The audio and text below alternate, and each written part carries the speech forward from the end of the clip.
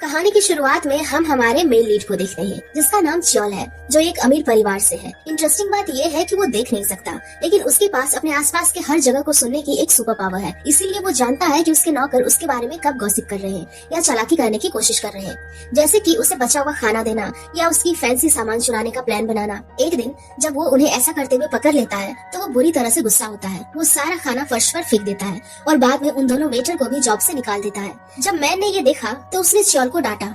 उसने सोचा कि हाल ही में च्योल ने बहुत सारे नौकरों को जॉब से निकाला है और अब ये कुछ ज्यादा ही बढ़ चुका है। अगले दिन च्योल ने अपने लॉयर डोंग से एक्स्ट्रा केयरफुल रहने के लिए कहा, क्योंकि कुछ महीने बाद वो सारी जिम्मेदारियां अपने हाथ में लेने वाला था। पर वो अपने मॉम डैड के पैसों और सामान को लेकर चिंतित था। मैन उसकी विरासत को पाने के लिए उसे नुकसान पहुंचाने की कोशिश कर सकती है। हम देखते हैं कि इससे पहले एक एक्सीडेंट हुआ था जिसमें च्योल के मॉम डैड की मौत हो गई थी और च्योल ने अपने आंखों की रोशनी को भी खो दिया था। और हम अनुमान लगा सकते हैं इन सब में सबसे अधिक फायदा जिसे होगा वो मैन है, जो आसानी से प्रॉपर्टी को हासिल कर सकती है। अब च्योल के घर पर हम चाजंग नाम की एक लड़की को देखते हैं जो एक नौकरानी के रूप में अपना परिचय देती है। च्योल ने उसकी आवाज को पहचान लिया क्योंकि हाल ही में मॉल में उसकी उस लड़की के साथ लड़ाई हुई थी। जब उसने उससे पूछा कि क्या वो पहले मिल चुके हैं तो उसने तुरंत हाँ कह दिया। वो इस बात से डर रही थी कि अगर उसने झूठ बोला तो उसे अपने नौकरी से हाथ धोना पड़ सकता है। कुछ समय बाद च्योल ने सोचा कि जंगयून एक अच्छी नौकरानी साबित हो सकती है, लेकिन फिर वो मैन को जंगयून से बात करते हुए सुना, जहाँ जंगयून को च्योल पर जासूसी करने के लिए कहती है, जिसे सुनकर वो परेशान हो गया। इसीलिए उसने उसी समय जंगयून को नौकरी से निकाल दिया। जंगयून काफी उलझन में और गुस्से में थी। वो च्योल से कहती है कि उसकी जिंदगी में दुख होने की वजह ये नहीं है कि वो देख नहीं सकता, बल्कि उसका लोगों के प्रति बुरा रवैया है। जब जंगयून चली गई तो च्योल को इतना गुस्सा आया कि उसने अपनी कॉफी टेबल को ही तोड़ दिया। आज तक किसी ने भी उससे इस तरह से बात करने की हिम्मत नहीं की थी। अगली सुबह च्योल को उसके कंपनी की सेक्रेटरी चायरंग का कॉल आता है। वो उसे बताती है कि मैन उसका फैमिली हॉस्पिटल बेच रही है। इसीलिए च्योल ने तुरंत डोंग को इस बारे में बात करने के लिए बुलाया। लेकिन डोंग घर पहुंचता है तो वो पहले ही मैन के पक्ष में होता है और वो च्योल को कमरे में बंद कर देता है ताकि वो हॉस्पिटल के डील में दखल अंदाजी ना कर सके। हालांकि च्योल हार नहीं मानता। वो कंबल को रस्सी बनाकर खिड़की के जरिए बाहर आता है और वो सड़क पर किसी से लिफ्ट मांगने की कोशिश करता है, पर अनफॉर्चुनेटली उसे कोई भी लिफ्ट नहीं मिलती। वो काफी निराश महसूस करता है। तभी वहाँ पर जंगयून अपनी स्कूटी से गुजर रही थी। वो च्योल को देखकर रुक जाती है और उसे कहती है कि इस वक्त उसे कोई भी लिफ्ट नहीं मिलेगी, पर च्योल उससे नाराज होकर वहाँ से जाने लगता है। जैसे ही वो सड़क पर चलना शुरू करता है, एक गाड़ी उससे टकराकर चली जाती है। उसे सड़क पर गिरा हुआ देख जंगयून उसकी मदद करने वापस आ जाती है। वो उसे अपनी स्कूटी से उसके ऑफिस में ले जाती है। च्योल पहली बार स्कूटी पर बैठा था, इसीलिए गिरने के डर की वजह से वो जंगयून को कसकर पकड़ लेता है। दूसरी ओर मैन हॉस्पिटल बेचने के पेपर्स पर साइन करने जाती है। तभी अचानक च्योल और जंगयून कमरे में आ जाते हैं। वो चिल्लाकर कहता है कि ये डील वैलिड नहीं है क्योंकि मैंने इसके लिए अभी तक परमिशन नहीं दी है। उसे ऐसे गुस्से में देखकर खरीदार डील कैंसिल करके वहाँ से चले जाते हैं। फिर च्योल मैन से सवाल करता है कि आखिर कब तक वो उसे ऐसे ही फंसाती रहेगी, और वो मैन को अपनी मॉम डैड के मौत का जिम्मेदार भी ठहराता है। ये सुनकर मैन भी शॉक हो जाती है। वो सोचती है कि आखिर च्योल ने उसके माँ बाप के मौत का जिम्मेदार उसे क्यों ठहरा रहा है। बाद में वो उसकी कैबिन में च्योल की बातों के बारे में सोचती है। तभी वो उसके हस्बैंड ब्यून की बातें सुनती है, जहाँ उसे पता चलता है कि दरअसल उसके हस्बैंड ने ही च्योल के मॉम डैड को मारा था। मैन ये सुनकर शॉक हो जाती है। उसे अभी भी विश्वास नहीं हो रहा था कि उसके पति ने ये क्या कर दिया। इसीलिए वो एक्सीडेंट के इन्वेस्टिगेशन को फिर से शुरू करने की धमकी देती है। लेकिन तभी उसका पति खुलासा करता है कि वो भी उसकी हरकतों के बारे में पहले से जानता है, जैसे कि डॉक्टर को रिश्वत देना ताकि च्योल का अंधापन कभी भी ठीक ना हो पाए। थोड़ी देर बाद मैन को अपने हस्बैंड पर डाउट होता है और वो चायरंग को उसकी जासूसी करने के लिए कहती है। इस जासूसी के दौरान चायरंग ब्यून का पीछा करती है। जब वो अपनी गर्लफ्रेंड को मिलने जाता है, वो उनके कुछ फोटोज खींचती है। मैन को सबूत देखकर पता चलता है कि उसके पति की गर्लफ्रेंड कोई और नहीं बल्कि मैन की बेस्ट फ्रेंड जीसू है। वो गुस्से में आकर अपने पति और जीसू पर चिल्लाने लगती है और उन्हें पुलिस में रिपोर्ट करने की धमकी भी देती है। ब्यून उसे रोकने की कोशिश करता है और इसी दौरान मैन को धक्का लग जाता है और वो सीढ़ियों से नीचे गिरकर उसकी मौत हो जाती है। दूसरी ओर हम ब्यून को देखते हैं जो अपनी वाइफ के डेड बॉडी को कार की डिक्की में छुपाने का फैसला करता है। वो ताय नाम के एक किलर को कॉल करता है जिसका उस समय का एक लंबा क्रिमिनल रिकॉर्ड है। ब्यून ताय को च्योल को फोन करने के लिए कहता है और उसकी पत्नी के मौत के इल्जाम में उसे फंसाने के इरादे से च्योल को हॉस्पिटल के पैथोलॉजी लैब में लाने का प्लान बनाता है। जब च्योल को पता चलता है कि ताय जानता है कि उसके मॉम डैड को किसने मारा है, तो वो जंगयून के साथ पैथोलॉजी लैब पहुंच जाता है। जैसे ही वो दोनों लैब में पहुंचते हैं, ताय एक वायरस को एक्टिवेट करता है। वो च्योल और जंगयून को लैब में लॉक कर देता है। लैब में च्योल वैक्सीन ढूंढता है पर उसे एक ही डोज मिलती है। जिससे वो जंगयून को इंजेक्ट करने जाता है, लेकिन जंगयून उसे खुद को लगाने के बजाय चोल को इंजेक्ट कर देती है। थोड़ी देर बाद चोल हॉस्पिटल में उठता है, जहाँ ब्यून उसका इंतजार कर रहा था। उसके बारे में चिंता करने के बजाय चोल पर मैन को किसी किलर के जरिए मारने का इल्जाम लगाता है, जिस वजह से चोल को जेल जाना पड़ता है। चोल नहीं जानता था कि ताई भी उसके साथ उसी जेल में है। एक बार जेल में ताई ने उसे मारने की साजिश की, लेकिन वो अपनी जान बचाने में सफल हो गया। उसी जेल में पार्क हाय नाम का एक लड़का है, जिसे अक्सर ताई ने परेशान किया था। वो चोल को बताता है कि ताई ने उसे भी मारने की कोशिश की थी। फिर वो दोनों मिलकर ताई को फंसाने का प्लान बनाते हैं। उसकी सलाह के बाद चोल बाथरूम में जाता है और ऐसा प्रेटेंड करता है जैसे उस पर हमला होने वाला है। उस समय पार्क हाय जेल अधिकारी को बुलाता है और दावा करता है कि ताई खतरनाक है। दरअसल वो दोनों उसे नशीली दवा देते हैं ताकि हर कोई ये सोचे कि ताई उन्हें नुकसान पहुंचाने की कोशिश कर रहा है। थोड़ी देर बाद होश आने पर ताई अब चोल का सामना करने से डरता है। उसकी हालत बिगड़ती जा रही थी। उसे लग रहा था कि शायद उसे लैब में मिले वायरस का इन्फेक्शन हो गया है और इस वजह से वो चोल से मदद करने की रिक्वेस्ट करता है। चोल मदद करने के लिए राजी हो जाता है, लेकिन वो एक कंडीशन रखता है, जहाँ वो जानना चाहता था कि आखिर उसे किसने फंसाने की कोशिश की थी। ताई को पहले से ही पता था कि उस मर्डर के पीछे चोल के अंकल का हाथ था। चोल प्रोसिक्यूटर की हेल्प से जेल से बाहर आता है और इलाज के लिए हॉस्पिटल जाता है। वो सोचता है कि पार्क हर चीज को फिर से जांच करेगा जो उसकी केस संभाल रहा है। अनएक्सपेक्टेडली ब्यून पार्क को रिश्वत देकर चोल को मेंटल हॉस्पिटल में भेजने के लिए कहता है। हालांकि इससे पहले चोल उनके प्लान को सुन लेता है।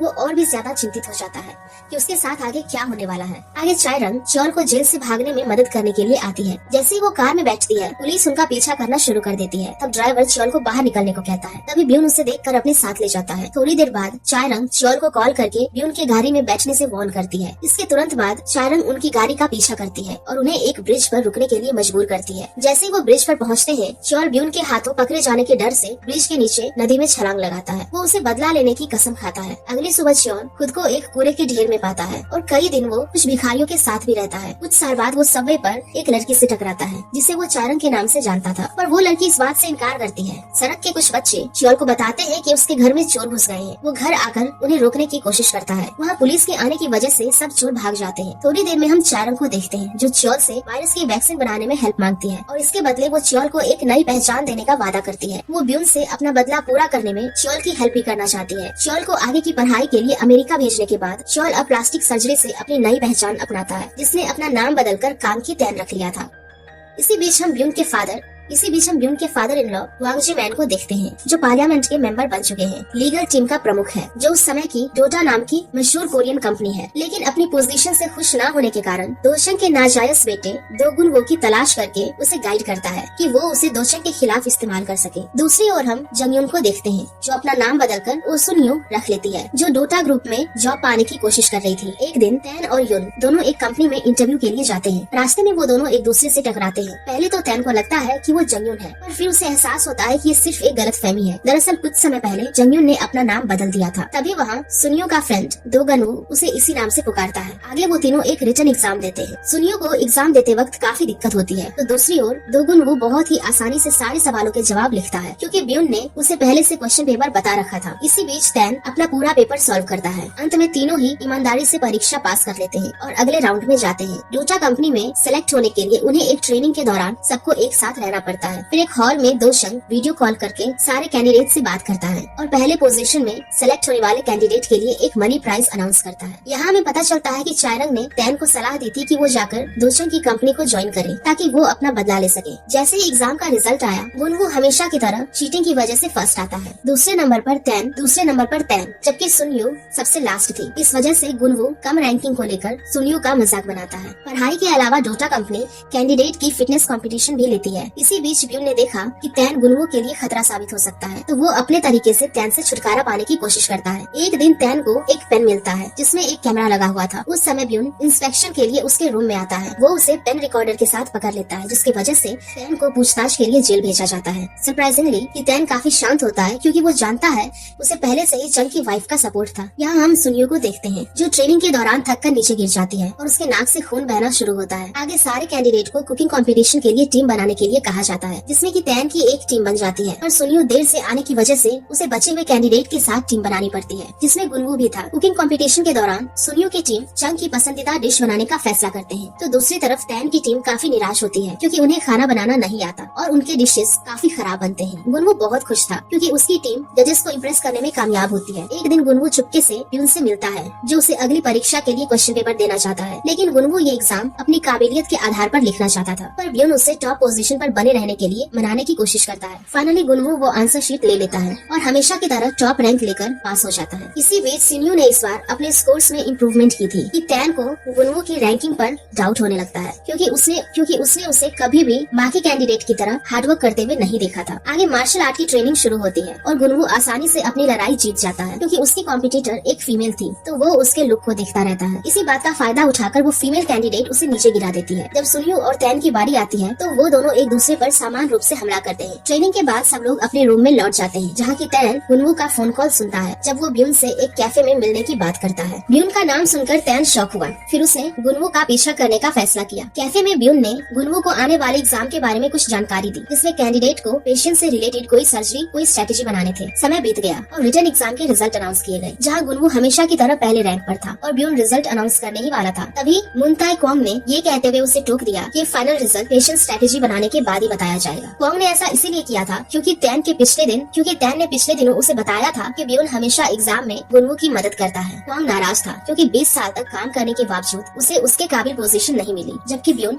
बिना कुछ किए आसानी से उस पोजीशन पे पहुंच चुका था। रात में केस स्टडी को एनालाइज करते समय सुनियो को वीडियो में एक इम्पोर्टेंट आदमी के बारे में कुछ बातें पता चलती है, पर वो बिना किसी को बताए दूसरे दिन पुलिस स्टेशन में रिपोर्ट दर्ज करने चली जाती है। वहाँ जाते ही उसे पता चलता है गुनवू और टैन भी सेम आदमी की रिपोर्ट लिखाने पुलिस स्टेशन में आए थे। उन्होंने वीडियो के आदमी की जाँच की। पुलिस उसकी पहचान नहीं कर पाए क्योंकि उसकी शक्ल अलग थी और उसकी उंगलियों के निशान पूरी तरह डैमेज हो चुके थे और इसीलिए उसे पहचानना मुश्किल था। फिर भी टैन ने वीडियो के मौजूद आदमी की आवाज को पहचान लिया। आगे पेशेंट केस की सुनवाई के दौरान गुनवू को स्ट्रेटेजी केस में काम नहीं आते और ऐसा प्रतीत होता है कि ये केस खत्म होने वाला है। तभी टैन अपना गवाह लेकर पहुंच जाता है, लेकिन जो विरोधी वकील था वो उसे दावा किया कि टैन का गवाह इनवैलिड है और उसे मेरे सबूत को डिस्ट्रॉय करने की कोशिश की। टैन ब्यून से फोन में मौजूद नंबर पर कॉल करने के लिए कहता है और सरप्राइजिंगली वहाँ मौजूद विरोधी वकील का फोन बजने लगता है। इससे ये साबित हो गया कि वकील ने मुकदमे में फ्रॉड किया था और इस तरह डोटा कंपनी ये केस जीत जाती है। अगले दिन ताई क्वांग सारे रिक्रूटर को इकट्ठा करते हैं और उन्हें बताते हैं कि डोटा कंपनी नकली दवा के उत्पादन से संबंधित एक नई समस्या का सामना कर रहा है, जिसे मीडिया ने भी, और इसीलिए डोटा कंपनी और उसके साथ जुड़े सहायक कंपनियों के स्टॉक की कीमत में भारी गिरावट हुई। पहले तो चंग ने ये न्यूज सुनकर बहुत गुस्सा हो गए और उन्हें लगभग दिल का दौरा पड़ गया। तभी ब्यून ने उसे बताया कि इस केस का मेन सस्पेक्ट माइकल चैंग मिल चुका है। तुरंत बाद चंग ने ब्यून को ताई क्वांग से कॉन्ट्रैक्ट करने और मीटिंग में मौजूद कैंडिडेट से मदद लेने की सलाह दी। मीटिंग में कैंडिडेट को माइकल से नकली दवा फैक्ट्री के लोकेशन के बारे में जानकारी इकट्ठा करने का काम सौंपा गया। ताई क्वांग ने टीम को 4 ग्रुप में डिवाइड किया। उसने सुयोंग और यूसंग ए को एक पार्टी में गेस्ट के रूप में जाने को कहा। अनफॉर्चुनेटली सुयोंग का ड्रेस थोड़े पुराने जमाने का था, इसलिए टैन ने तुरंत उसे एक सुंदर ड्रेस ला कर दिया। पार्टी में संगे ने माइकल को डांस करने के लिए अप्रोच किया, पर दुर्भाग्य से जैसे ही वो माइकल से कपड़े में बग जोड़ने वाली थी, माइकल को कॉल आता है और वो डांस छोड़कर कॉल अटेंड करने चला जाता है। ताई क्वांग सीसीटीवी में सब कुछ देखता है और वो सोयंग से बचा हुआ काम पूरा करने को कहता है। माइकल सोयंग की तरफ पहले से ही अट्रैक्ट हो गया था। माइकल सोयंग के करीब आने लगा और उसे अपने साथ होटल रूम में लेकर गया। कमरे में वो उसे छूने की कोशिश करता है, तभी वो उसके ऊपर जूस गिरा देती है, उसकी वजह से उसे कपड़े चेंज करने जाना पड़ा। इसी बीच टैन और गुनवू को सोयंग की फिक्र होने लगी। जब सोयंग 30 मिनट के बाद भी होटल के कमरे से बाहर नहीं आती, फिर वो दोनों होटल स्टाफ के कपड़े पहनकर उसे ढूंढने जाने का फैसला करते हैं। हालांकि जब वो दोनों कमरे में जाते हैं तो सोयंग तुरंत उन्हें बाहर जाने का इशारा करती है और वो माइकल की टाई को बग अटैच करती है। फिर रूम से बाहर आने से पहले एक नोट छोड़ती है। अगले दिन मीटिंग में ब्यून ने इस मिशन को पूरा करने के लिए ब्यून की टीम को अपॉइंट किया, जबकि बाकी लोगों को कोरिया लौट जाने के लिए कहा। कुछ देर बाद सोयंग से माइकल ने फिर से कांटेक्ट किया कि टैन और गुनवू उस पर नजर रखने के लिए टीम में शामिल हो गए।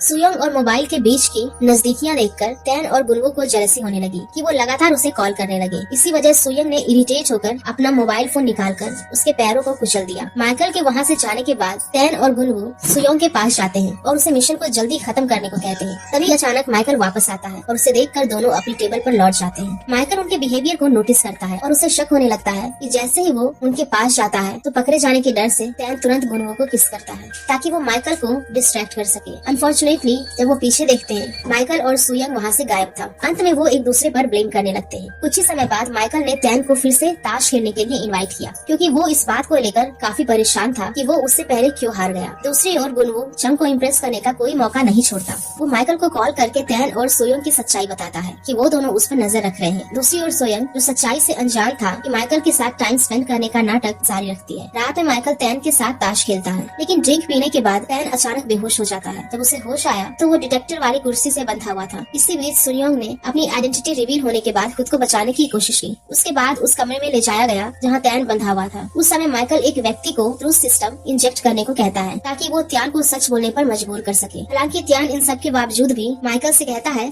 कि वो इस मिशन में अपनी मर्जी से नहीं गया है। वहाँ से निकलने के बाद तैन गुनवू पर गुस्सा होता है और उसे धोखा देने की वजह पूछता है। दोनों में जोर की लड़ाई होती है। उसे लड़ता हुआ देखकर कुछ लोग अलग करने की कोशिश करते हैं, लेकिन निराश होकर कि तैन वहाँ से चला गया, दूसरी ओर गुनवू माइकल से मिलता है ताकि वो फैक्ट्री से कुछ नकली दवाई माइकल गुनवू को फैक्ट्री ले जाता है। गुनवू को अपने प्लान पर पूरा भरोसा था, इसीलिए वो तैन और ब्यून को भी अपने प्लान के बारे में इन्फॉर्म कर देता है। पर माइकल उन लोगों को तैन को हाथ लगाने से मना करता है क्योंकि पिछली रात ड्रग के नशे में तैन ने उसके मॉम डैड के मर्डर के बारे में सेंसिटिव इन्फॉर्मेशन उसके साथ शेयर की। तब माइकल को पता चला कि ब्यून ही है जिसे कि तैन के मॉम डैड को मारा था। इसके अलावा कि तैन को भी डोटा कंपनी से शिकायत थी। इसके बाद तैन माइकल के साथ हाथ मिलाकर उसके साथ काम करने का फैसला करता है। कि तैन के जाने के बाद उसका नौकर माइकल को तैन पर इतनी जल्दी भरोसा न करने की सलाह देता है। उस समय माइकल ने तैन की वफादारी को परखने का एक तरीका सोचा। जबकि तैन ब्यून से मिलने गया तो उसे डाउट हुआ कि शायद माइकल उस पर नजर रख रहा था, इसीलिए कि तैन ने बड़ी ही सावधानी से अपने आप को ऐसा कुछ भी कहने से रोक लिया जिससे माइकल को शक हो। अंत में माइकल को विश्वास होने लगा कि तैन उसके साथ में है। कुछ समय बाद माइकल तैन को एक जहाज पर ले गया जहाँ सभी नकली दवाई का प्रोडक्शन होता है। वहाँ पहुँचने पर तैन ने मौका देखकर बिना समय बर्बाद किए सोयोंग को उस दवाई की फैक्ट्री की लोकेशन भेज दी और उस जगह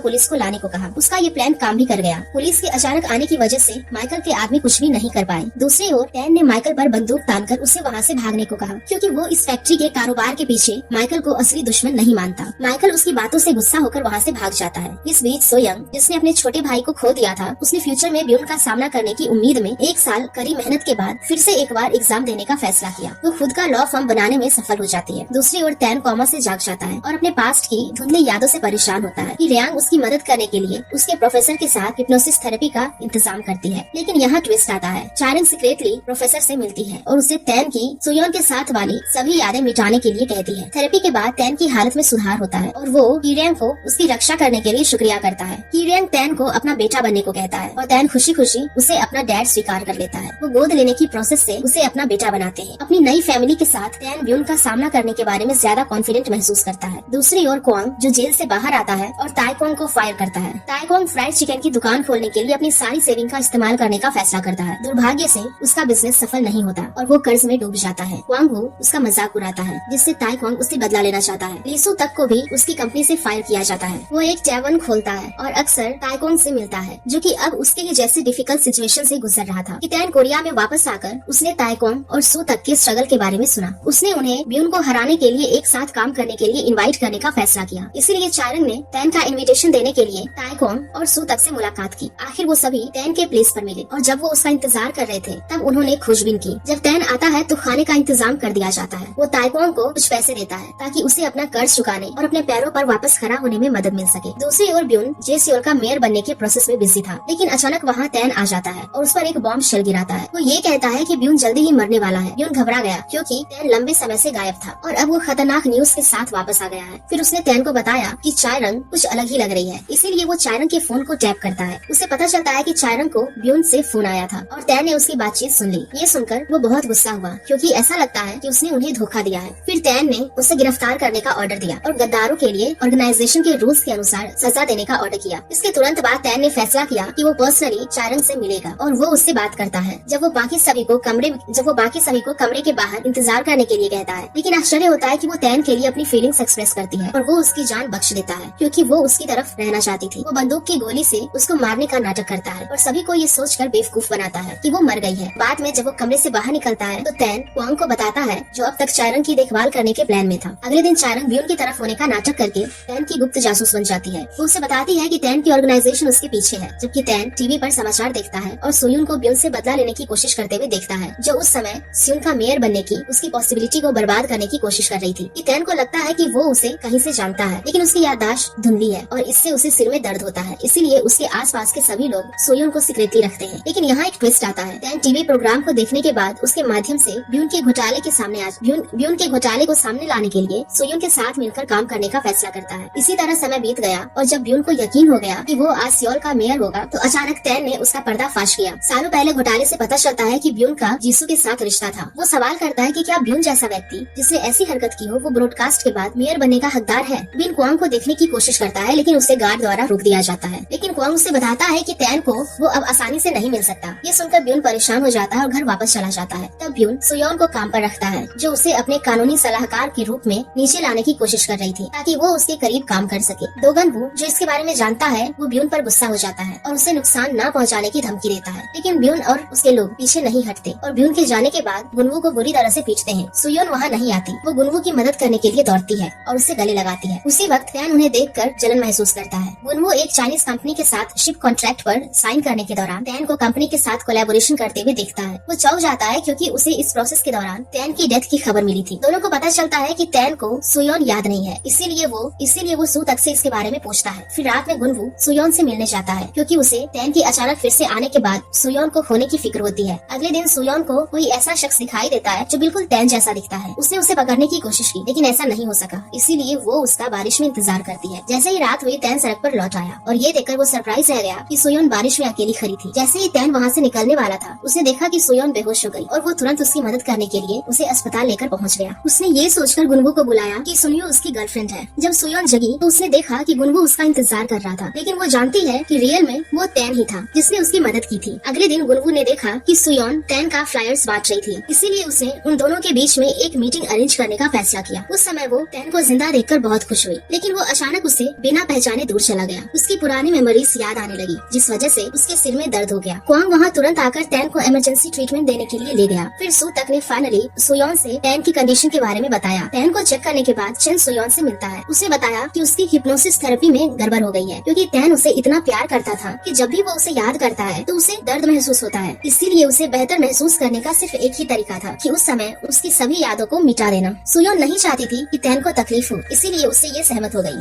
और उसने टैन को अलविदा कहते हुए किस किया। जब उपचार के बाद टैन उठा, उसे याद नहीं आ रहा था कि सुयोन कौन है। फिर भी वो खुशी से मुस्कुराई, क्योंकि वो उसकी हालत में सुधार होते हुए देख रही थी। दूसरी ओर ब्यून के अफेयर्स के स्कैंडल के कारण उसने पॉपुलैरिटी खो दी और लोगों को ये प्रेटेंड करते हुए हायर किया कि उस पे हमला किया जा रहा है। उसने एक हीरो की तरह काम किया और बहुत पॉपुलैरिटी हासिल की और लोगों से झूठ बोला। लेकिन फिर एक सैनिक ने जियोन पर हमला किया, जिससे वो घायल हो गई। फिर ब्यून ने सहानुभूति हासिल करने के लिए इस स्कैंडल का इस्तेमाल किया। उसने मीडिया को इनवाइट किया और कहा कि उसकी वाइफ को सीरियस सर्जरी की जरूरत है। हालांकि जियोन ज्यादा सीरियस नहीं थी। उसके एक्टिंग ने पब्लिक को उनके लिए सैड महसूस कराया। फिर भी वो सेटिस्फाई नहीं थी, इसीलिए उसने चारंग से कहा कि ये मेयर बनना चाहता है। लेकिन फिर चारंग ने ब्यून को एक सुझाव दिया। उसने कहा कि उसे बाकी कैंडिडेट से सपोर्ट लेना चाहिए और उन्हें इस रेस से बाहर कर देना चाहिए। ये सुनकर ब्यून उससे सहमत हो गया। लेकिन चारंग ने सीक्रेटली क्वांग को बताया कि उसके पास मेयर चुनाव के ब्यून की रिश्वतखोरी का सबूत है। तब टैन ने क्वांग को ब्यून के मेयर बनने के बाद सारे एविडेंस डिस्ट्रॉय करने के लिए कहा। बाद में क्वांग ने ब्यून को सूचित किया कि सुयोन अपने सीक्रेट फंड की जांच कर रही है। ब्यून नहीं चाहता था कि दूसरों को उसकी रिश्वतखोरी के बारे में पता चले, इसीलिए उसने सुयोन को किडनैप करने के तुरंत बाद चुनडोंग को सुयोन से छुटकारा पाने का ऑर्डर दिया। इसके बाद उसने सुयोन को किडनैप किया। उन्हें गुनवू ने देखा। उसने सुयोन के कार का पीछा किया। इस बीच चारंग ने सुना कि ब्यूनजे अपने आदमियों को सुयोन को खत्म करने का ऑर्डर दे रहा है, इसीलिए उसने टैन को इसके बारे में बताया। जैसे ही टैन को इसके बारे में पता चला, उसने सुयोन को खोजने के लिए जल्दबाजी की। इसी बीच चुनडोंग ने पहले ही सुयोन को नदी में फेंक दिया था, लेकिन गुनवू ने उसे तुरंत बचा लिया। जब टैन वहाँ पहुँचा तो गुनवू नदी के किनारे सुयोन को फर्स्ट एड दे रहा था। शुक्र है कि वो सेफ थी और ये देखकर गुनवू ने राहत और खुशी महसूस की। दूसरी ओर टैन को पता था कि अगर ब्यून को पता चला कि सुयोन जिंदा है तो वो सुयोन की तलाश करता रहेगा। इसके लिए उसने उसे कुछ समय के लिए चाइना में रहने के लिए कहा। गुनवू सहमत हो गया, क्योंकि ब्यून को धोखा देने के लिए ये सबसे सुरक्षित जगह थी। उसने खबर फैला दी कि सुयोन गायब हो गई है। इस बीच ब्यून के घर पर वो सुयोन के खिलाफ अपनी सक्सेस का जश्न मनाने के लिए नशे में लौटा। उस समय जियो ने उसे शर्ट पर लिपस्टिक के निशान देखे और चारंग से इसके बारे में पूछताछ की। उसे शक था कि उसका हस्बैंड अपने सेक्रेटरी के साथ अफेयर कर रहा है। हालांकि चारंग ने उसके सवालों पर ज्यादा ध्यान नहीं दिया। वो अवसर पर जीमैन से आखिरकार ब्यून को चारंग को गले लगाते हुए देखा। वो अपने दामाद को देखकर वास्तव में उससे नाराज था, लेकिन वो कुछ नहीं कर सका, क्योंकि ब्यून सियोल का मेयर बनने वाला था और इससे जिमेन के लिए उसका राजनीतिक करियर आसान बन सकता था। इसीलिए उसे ये दिखावा करना पड़ा कि चारंग के साथ ब्यून के मामलों के बारे में पता नहीं है। चुनाव के दिन ब्यून मेयर बन गया, जो कि एक्सपेक्टेड था, और टैन वहाँ अचानक उन्हें बधाई देने आया। लेकिन तभी कुछ प्रोसिक्यूटर्स वहाँ पहुँचे और उन्होंने ब्यून को चुनाव का कानून तोड़ने और अन्य अपराधों के इल्जाम में गिरफ्तार किया। जब टैन ने फुसफुसाया कि अभी तो खेल की शुरुआत है, ब्यून को इसे एंजॉय करना चाहिए, पुलिस स्टेशन में सुयोन को अपने सामने आते देख ब्यून शॉक हो गया। यहाँ तक कि उसने सोचा कि वो मर चुकी है। उसे लगा कि वो अपने खिलाफ सभी मामलों में फंस गया है और उसने जिमिन से मदद लेने की कोशिश की। की, लेकिन उसने उसे मना कर दिया। लेकिन जीसू के समझाने के बाद जेमैन बदल गया। उसके बाद उसने अपने आदमियों को चेरंग की जांच करने का ऑर्डर दिया जो उन्हें सस्पिशियस लग रही थी। उन्होंने सबूत दिया कि चायरंग पुलिस स्टेशन में ब्यून की कामकाज पर नजर रखने के लिए टैन द्वारा भेजी गई एक जासूस थी। ब्यून की जिंदगी में तो मुश्किल बदलाव आया क्योंकि उसने पुलिस अधिकारियों को इसके बारे में जानकारी दी थी। रात को डिनर के बाद उसे आगे की जांच होने तक रिहा कर दिया गया। जेमैन ने ब्यून का सामना किया और सबूत दिया कि चायरंग टैन की जासूस है। ये जानने के बाद ब्यून ने झूठी जानकारी देकर चायरंग को धोखा देने का प्लान बनाया कि वो अपने मामले के विटनेस को तकलीफ पहुंचाएगा। जैसे ही चायरंग को ये जानकारी मिलती है वो टैन को बताती है कि टैन ने विटनेस को प्रोटेक्ट करने का फैसला किया, जबकि टैन विटनेस को बचाने में बिजी था। तब ब्यून ने विटनेस के फैमिली को धमकाने के लिए अपने आदमियों को भेजा। उन्होंने उसे वार्निंग दी कि वो सच ना बताए वरना उसकी फैमिली खतरे में पड़ सकती है। इस बीच जेमैन ने चायरंग को एक मेंटल रिहेबिलिटेशन सेंटर में बंद कर दिया और इस प्लान के साथ उसे ब्यून के ट्रेनिंग में गवाही देने से रोकने के लिए बांध दिया। ब्यून अपना पहला एक्सपेरिमेंट जीतने में कामयाब रहा। इसी बीच टैन चायरंग से कांटेक्ट नहीं कर सका और उसे चिंता हुई कि वो खतरे में हो सकती है। इसीलिए वो ब्यून को देखने गया और नाटक किया कि उसने जीत हासिल की है। ब्यून के चले जाने के बाद चकमा देने के लिए चायरंग ने अपने आप को खोलने की कोशिश की और एक ब्रेसलेट का इस्तेमाल करके जो कॉम ने उसे दिया था ताकि बाद में ब्यून के एक्सपेरिमेंट के दौरान टैन उसका प्लेस ट्रैक कर सके। ब्यून के दूसरे ट्रायल में जब ऐसा लग रहा था कि वो फिर से जीत जाएगा, टैन चायरंग के साथ वहाँ आता है जिससे उसने वहाँ बचाया था। उसने कोर्ट में गवाही दी कि गुनवू ने अपनी कार के कैमरा से फुटेज भी पेश किए जिसमें दिखाया गया कि कैसे ब्यून दोषी पाया, जिसमें दिखाया गया कि कैसे ब्यून के लोगों ने सभी सबूत और विटनेस के साथ सुयोंग को किडनैप कर लिया। जज ने ब्यून को दोषी पाया और उसे 5 साल की जेल की सजा हुई। समय बीत गया और एक दिन एक जेल प्रहरी के रूप में ब्यून पर हमला कर दिया और उसने कहा कि जेल उसके लिए नाइटमेयर होगा। जेल में ब्यून ने बाकी कैदियों के साथ खाने से इनकार कर दिया और हमेशा पहले खाना खा लेता था। जब बाकी कैदियों ने इसका विरोध किया, चुंगडॉन भी वहाँ मौजूद था जिन्होंने उसके रूल्स को फॉलो नहीं किया। अगले दिन गुनवू जेल में ब्यून से मिलता है। वो उसे बताता है कि उसके पास ब्यून के बाकी गुनाहों का सबूत है जिससे उसकी जिंदगी बर्बाद हो सकती है। यदि वो नहीं चाहता कि उसके एविडेंस एक्सपोज हो तो गुनवू ने ब्यून के कंपनी को कम दाम पर खरीदने की पेशकश की। ये सुनकर ब्यून इतना निराश हो जाता है कि वो बिना किसी कारण अपने सेलमेट को भी पिटाई कर देता है। जब एक और दिन चुंगडॉन्ग को जेल से दूर बुलाया जाता है तो ब्यून को अकेला छोड़ दिया जाता है और उसके सेलमेट उसके पहले वाले इंसिडेंट से नाराज होकर उसकी पिटाई करते हैं। जब जीसू और जेमैन ब्यून से मिलकर गए तो जेमैन अपने दामाद को पीटा हुआ देखकर निराश हो गया। ऐसा लग रहा था जैसे उसके पास जेल में कोई पावर नहीं है। वो बहुत सोचने लगता है कि अब वो ब्यून की मदद नहीं करेगा। बाद में गुनवू अपने पिछले ऑफर के बारे में पूछने के लिए वापस आ जाता है, लेकिन ब्यून ने अपनी कंपनी को बेचने से इनकार कर दिया। उस समय वो शांत रहा और उसने कहा कि ब्यून कॉफी पीने के बाद इसके लिए एग्री हो जाएगा। हालांकि ब्यून ने इनकार किया। तभी वो बेहोश हो गया और गुनवू ने जल्दी से अपना प्लान बनाया। उसने कंपनी के बेचे जाने के रूप में ब्यून की उंगलियों के निशान लिए। इस बीच टैन के घर पर उसे खबर मिलती है कि उसकी कंपनी ने कोरिया और अमेरिका दोनों में MK2 वैक्सीन का लाइसेंस रिसीव कर लिया है। इसीलिए टैन ने इस फैसले से होलसेल के आधे कीमत पर वैक्सीन बेचने का फैसला किया ताकि जल्दी ही ब्यून की कंपनी बैंकरप्ट हो जाए। दूसरी ओर ब्यून को पहले से ही पता था कि टैन को वैक्सीन लाइसेंस मिला है। उसने इसका मैसेज भेजा जिसमें खुलासा किया गया कि गुनवू ने उसकी कंपनी पर कब्जा कर लिया है, जिससे उसके अंकल को नीचे लाने के लिए टैन ने कोशिश की। ब्यून गुनवू को टैन के वैक्सीन लाइसेंस मिलने के बारे में बताता है। गुनवू ये सुनकर नाराज हो जाता है और टैन के साथ बैठकर मीटिंग तय करता है। बाद में टैन गुनवू के ऑफिस में जाता है और सुयोन के साथ गुनवू की एक तस्वीर देखता है। फिर पूछता है कि सुयोन उसे इतना करीबी क्यों लगती है, लेकिन इससे पहले कि ताइक्वांग जवाब दे पाता गुनवू वहाँ आ जाता है और टैन से फोटो छीन लेता है। वह उसने खुलासा किया कि वो जल्दी ही सुयोन से शादी करेगा और टैन को उसमें दखल अंदाजी न करने की वार्निंग देता है। रात के समय गुनवू चाहता था कि सुयोन उसके साथ प्यार में पड़ जाए, इसीलिए उसने खुद को कुछ गैंगस्टर से पिटने दिया जो उसके पीछे थे ताकि उसे सुयोन से सिंपैथी मिले। जिस बीच टैन अपने प्लेस पर वापस आ गया और अभी भी उस फोटो के बारे में सोच रहा था। आखिर में पता चला कि सुयोन के छोटे भाई ने पास्ट में टैन की बहुत मदद की थी, लेकिन ब्यून ने उसे मार डाला। सुयोन भी उसका बदला लेने के लिए उसे सपोर्ट कर रही थी। हालांकि सूतक ने सुयोन के बारे में कुछ बातें बताई, लेकिन उसने ये नहीं बताया कि टैन और उसके बीच पहले कोई रिश्ता था। गिल्टी महसूस करते हुए वो वहाँ गया जहाँ सुयोन के भाई की राख रखी गई थी। उसने यौन की एक तस्वीर देखी जिसमें उसने वही हार पहना हुआ था जो उसने बनाया था। टैन को ये देखकर बहुत ज्यादा शक हुआ कि पास्ट में सुयोन के साथ उसका रिश्ता दोस्ती से ज्यादा था। दूसरी ओर गुनवू को चोट लगी थी जिसे सुयोन अस्पताल ले गया था, जिससे वो खुश हो गया क्योंकि उसने गुनवू के लिए ऐसे लड़की ने कंसर्न दिखाया जिसे वो पसंद करता था। हालांकि जब सुयोन चली गई तब वो अपना फोन गुनवू के वार्ड में भूल गई थी। कुछ देर बाद ही टैन ने उसे फोन किया, लेकिन गुनवू ने फोन उठाया और टैन से कहा कि सुयोन वहाँ नहीं है। ये सुनकर टैन को अपना पास्ट एक साथ याद आ गया। ये सुनकर टैन अपसेट हुआ। इसके बाद क्वांग वहाँ आता है। उसने टैन को इन्फॉर्म किया कि गुनवू कुछ गैंगस्टर द्वारा हमले किए जाने के बाद अस्पताल में एडमिट हुआ। ताइकोंग को शक था कि वो ब्यून के आदमी थे, जिससे टैन को ब्यून पर शक होता है और वो लापरवाह काम नहीं कर सकता। टैन को उस इंसिडेंट के बारे में सच्चाई जाननी थी, इसीलिए वो ब्यून से मिलने गया। हालांकि ब्यून ने दावा किया था कि ये गुनवू का प्लान था। जेल से बाहर आने के बाद टैन चीजों की जांच करने के लिए अस्पताल गया और उसने गुनवू को सोयोन के साथ अस्पताल में बिल्डिंग की छत पर किस करते देखा। इस सबसे टैन हर्ट महसूस करता है। वो सोयोन के साथ अपने पास्ट के बारे में जानने के लिए बेताब होता है। अगले दिन वो सोयोन के रिश्ते के बारे में पूछने के लिए शायरन के पास जाता है, जहाँ वो बताती है कि सोयोन एक ऐसी लड़की है जो उसे हमेशा सपोर्ट करती आई है और उसने हमेशा उसकी मदद की। यहाँ तक कि जब टैन ब्यून की वजह से जेल में डाल दिया गया था, तभी सोयोन ने उसका साथ नहीं छोड़ा। ब्यून के खिलाफ लड़ाई में टैन की मदद करने की वजह से वो विक्टिम बन गई। टैन ने सोयोन को मिलने का प्लान बनाया, लेकिन क्वांग ने उसे रोक दिया। क्वांग ने टैन को याद दिलाया कि ब्यून का बदला लेना ही मकसद है और उसे ऐसा न करने की वार्निंग दी। उसने कहा कि जब तक वो अपना बदला नहीं ले लेता, तब तक उस रिश्ते में नहीं पड़ना चाहिए। उस समय टैन क्वांग के बातों के बारे में सोचता है और पहले ब्यून के साथ प्रॉब्लम को सुलझाने पर फोकस करने का फैसला करता है। दूसरी तरफ टैन को पता चले बिना गुनवू ब्यून को टैन को डिस्ट्रॉय करने के लिए एक साथ काम करने के लिए इन्वाइट करता है। वो सीक्रेटली सारे एविडेंस को डिस्ट्रॉय कर देता है। उसके सबूत की कमी की वजह से ब्यून को अदालत में बरी कर दिया जाता है। इसके बाद टैन सोयोन से कहता है कि यदि वो ब्यून को न्याय के कटघरे में नहीं ले जा सका तो उसे पनिश करने के लिए इस मामले को अपने हाथों में ले लेगा। दूसरी ओर डोचंग को डिमेंशिया और पैरालिसिस होने का पता चलता है, जिसका मतलब है कि गुनवू के डैड के पास जीने के लिए 6 महीने से भी कम समय था। फिर गुनवू ने अपने डैड की इस सिचुएशन का फायदा उठाने की कोशिश की ताकि वो सोयोन से सिंपैथी पा सके और वो उसे प्रपोज करता है। वो उसकी गर्लफ्रेंड बनने के लिए एग्री हो जाती है। वो अपने डैड से सारी विरासत को प्रोटेक्ट करना चाहता था। इसी बीच टैन ने ब्यून और चारन के अफेयर का सबूत जीसू को भेजा। ये देखने के बाद जीसू ने ब्यून का सामना किया, पर वो गुस्सा हो गया। हालांकि जीसू ने उसे थप्पड़ मारा। जब जीसू ने उसको छोड़ने का फैसला किया तो ब्यून चुप रहा। चुंग ने डिमेंशिया में देखा कि कौन उसकी सच में फिक्र करता है। टैन सच में चंग की परवाह करता था। वो एक फैमिली मीटिंग अरेंज करता है और वो महसूस करता है कि दोशिन यंग ही एक ऐसी शख्स है जो सच में उसकी भलाई के बारे में चिंतित है, जबकि उसकी वाइफ और बेटी उसकी प्रॉपर्टी के लिए लड़ रहे हैं। शिन यंग उसे तुरंत मेडिकल थेरेपी करने पर जोर देती है। उसने अपने फैमिली के सभी मेंबर्स को इकट्ठा किया और उसने कहा कि वो जल्द से जल्द ऑपरेशन करेगा। दुर्भाग्य से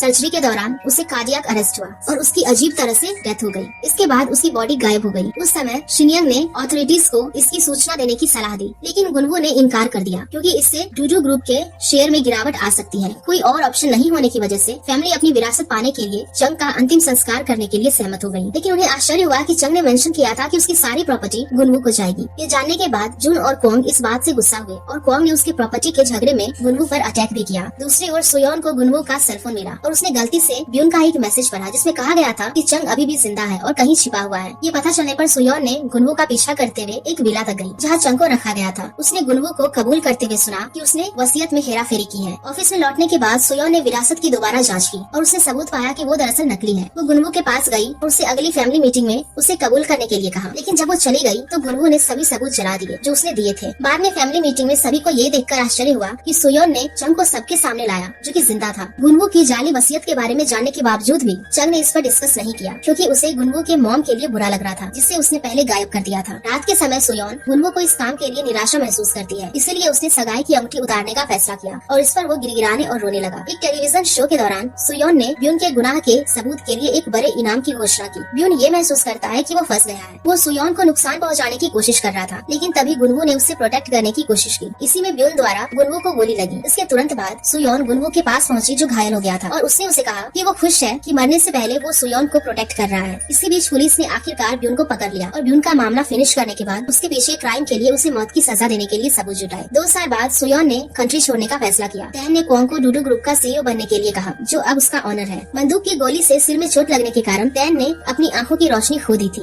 अब टैन इस तरह रहता है जैसे वो अपने यंग एज में रहता था जब वो देख नहीं पाता था। एक दिन सोयोन कोरिया लौट आई और सीक्रेटली टैन की सर्वेंट बन गई। टैन अपने सर की चोट की इलाज के लिए सर्जरी की तैयारी करता है और ऑपरेटिंग रूम में जाने से ठीक पहले वो बताता है कि वो जानता था कि सोयोन हमेशा से उसकी नौकरानी थी। ये सुनकर सोयोन मुस्कुराती है और कहती है कि वो उसके ठीक होने का इंतजार कर रही है और ये कहानी यहीं पर खत्म हो जाती है। तो गाइस, अगर आप लोगों को ये स्टोरी पसंद आई होगी तो प्लीज वीडियो को लाइक करिएगा, शेयर करिएगा और चैनल को सब्सक्राइब करना बिल्कुल मत भूलना। और ऐसे ही इंटरेस्टिंग ड्रामास के लिए चैनल को जरूर सब्सक्राइब कर लेना। Thank you.